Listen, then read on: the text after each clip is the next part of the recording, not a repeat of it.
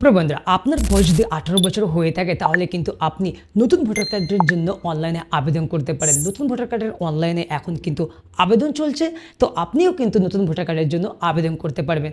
এবং অনলাইনের মাধ্যমে আপনি কিভাবে আবেদন করবেন, দেখুন, অনলাইনে যদি আপনি আবেদন করতে চান তাহলে কিন্তু আপনাকে সঠিক ডিটেলস ইনপুট করতে হবে এবং অ্যাড্রেস প্রুফ এবং ডেট অফ বার্থ প্রুফের জন্য আপনাকে একটি সঠিক ডকুমেন্টসও আপলোড করতে হবে, ফটো আপনাকে স্ক্যান করে আপলোড করতে হবে। যদি আপনি সঠিক ডিটেলস ইনপুট না করেন এবং সঠিক ডকুমেন্টস যদি আপলোড না করেন তাহলে কিন্তু আপনার এই অ্যাপ্লিকেশনটা রিজেক্ট হয়ে যেতে পারে। তো আজকে আমি এই ভিডিওর মাধ্যমে ফুল স্টেপ বাই স্টেপ দেখিয়ে দেবো আপনি একটি ভোটার কার্ডের আবেদনের জন্য সঠিকভাবে কীভাবে ডিটেলস ইনপুট করবেন, কী কী ডকুমেন্টস আপনাকে আপলোড করতে হবে, এজ প্রুফের জন্য কী ডকুমেন্টস আপলোড করবেন, আপনার অ্যাড্রেস প্রুফের জন্য কী ডকুমেন্টস আপলোড করবেন।